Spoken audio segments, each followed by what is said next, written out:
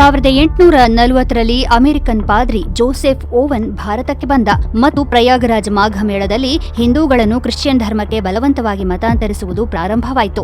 ಹಿಂದೂ ಮೇಳಗಳಲ್ಲಿ ಶಿಬಿರಗಳಿಗಾಗಿ ಮಿಷನರಿಗಳಿಗೆ ಔಪಚಾರಿಕವಾಗಿ ಭೂಮಿಯನ್ನು ಹಂಚಲಾಯಿತು. ಸರ್ಕಾರಿ ಪತ್ರ ವ್ಯವಹಾರಗಳಲ್ಲಿ ಇದಕ್ಕೆ ಪುರಾವೆಗಳು ಲಭ್ಯವಿವೆ.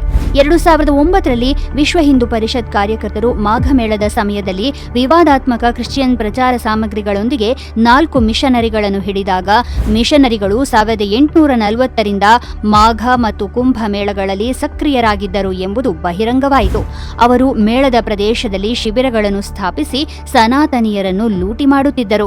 ಪ್ರಯಾಗ್ರಾಜ್ನಲ್ಲಿ ಮಿಷನರಿ ಚಟುವಟಿಕೆಗಳು 1840ರಲ್ಲಿ ಪ್ರಾರಂಭವಾದವು ಎಂದು ತಿಳಿದರೆ ನಿಮಗೆ ಆಶ್ಚರ್ಯವಾಗಬಹುದು.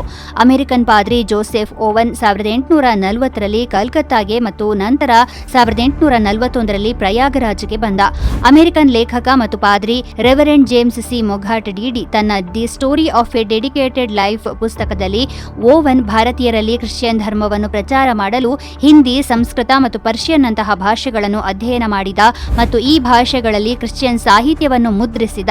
ಅದನ್ನು ಮಿಷನರಿಗಳು ಹಿಂದೂಗಳಿಗೆ ಉಚಿತವಾಗಿ ವಿತರಿಸಿದರು ಎಂದು ಬರೆದಿದ್ದಾನೆ. ಈ ಉದ್ದೇಶಕ್ಕಾಗಿ ಅಮೆರಿಕನ್ ಪ್ರೆಸ್ಬಿಟೇರಿಯನ್ ಚರ್ಚ್ ಮಿಷನ್ನ ಮುದ್ರಣಾಲಯವನ್ನು 1847ರ ಜನವರಿ 1ರಂದು ಸ್ಥಾಪಿಸಲಾಯಿತು. ಇದನ್ನು 1851ರವರೆಗೆ ಮಿಷನರಿಯ ರೆವರೆಂಡ್ ಜೋಸೆಫ್ ವಾರೆನ್ ನಿರ್ವಹಿಸುತ್ತಿದ್ದ. ನಂತರ ರೆವರೆಂಡ್ ಲಾರೆನ್ಸ್ ಜಿ ಹೇ ಅಧಿಕಾರ ವಹಿಸಿಕೊಂಡ.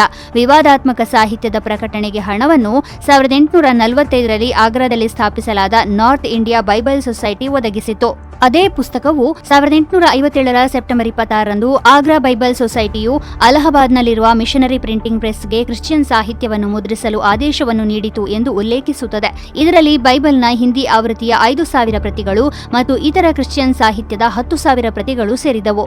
ಇದೇ ಸಮಯದಲ್ಲಿ 1857ರಲ್ಲಿ ಹಸುವಿನ ಕೊಬ್ಬಿನ ಮದ್ದುಗುಂಡುಗಳ ಸುದ್ದಿಯಿಂದ ಕೋಪಗೊಂಡ ಭಾರತೀಯ ಸೈನಿಕರು ಮೀರತ್ನಲ್ಲಿ ದಂಗೆಯನ್ನು ಪ್ರಾರಂಭಿಸಿದರು. ಇದು ಅಲಹಾಬಾದ್ಗೆ ಹರಡಿದ ದಂಗೆಗೆ ಕಾರಣವಾಯಿತು. ಕ್ರಾಂತಿಕಾರಿಗಳು ಅಮೆರಿಕನ್ ಪ್ರೆಸ್ಬಿಟೇರಿಯನ್ ಮಿಷನ್ನ ಮುದ್ರಣಾಲಯವನ್ನು ಸುಟ್ಟು ಹಾಕಿದರು. ಯುರೋಪಿಯನ್ ಮಿಷನರಿಗಳು ಕೋಟೆಯಲ್ಲಿ ಅಡಗಿಕೊಂಡರು. ಆದರೆ ದಂಗೆಯನ್ನು ಹತ್ತಿಕ್ಕಿದ ನಂತರ ಜೋಸೆಫ್ ಓವನ್ ಮತಾಂತರಗೊಂಡ ಹಿಂದೂಗಳೊಂದಿಗೆ ಮಿಷನರಿ ಕೆಲಸವನ್ನು ಪುನರಾರಂಭಿಸಿದ. ಈ ಕೆಲಸ ಇಂದಿಗೂ ಮುಂದುವರೆದಿದೆ. ಕ್ರಿಶ್ಚಿಯನ್ ಮಿಷನರಿಗಳು 1840ರಿಂದ ಕುಂಭ ಮತ್ತು ಮಾಘ ಮೇಳಗಳಲ್ಲಿ ಭೂಮಿಯನ್ನು ಸ್ವಾಧೀನಪಡಿಸಿಕೊಂಡು ಶಿಬಿರಗಳನ್ನು ಸ್ಥಾಪಿಸುತ್ತಿದ್ದರು. 1880ರ ಡಿಸೆಂಬರ್ 30ರಂದು ಪಾದ್ರಿ ಜಾನ್ಸ್ಟನ್ ಕುಂಭಮೇಳದಲ್ಲಿ ತಮ್ಮ ಶಿಬಿರಕ್ಕಾಗಿ ಭೂಮಿಯನ್ನು ಮಂಜೂರು ಮಾಡಲು ಪ್ರಯಾಗದ ಆಗಿನ ಜಂಟಿ ಮ್ಯಾಜಿಸ್ಟ್ರೇಟ್ ಆಗಿದ್ದ ಮಿಸ್ಟರ್ ವಿನ್ಸನ್ನಿಂದ ಅನುಮತಿ ಕೋರಿದ್ದ. ಅದರಲ್ಲಿ ಅವನು ಕಳೆದ 40 ವರ್ಷಗಳಿಂದ ಅಂದರೆ 1840ರಿಂದ ಮಾಘ ಮತ್ತು ಕುಂಭ ಮೇಳಗಳಲ್ಲಿ ತಮಗೆ ಭೂಮಿ ಮಂಜೂರು ಮಾಡಲಾಗಿದೆ ಎಂದು ಉಲ್ಲೇಖಿಸಿದ್ದ.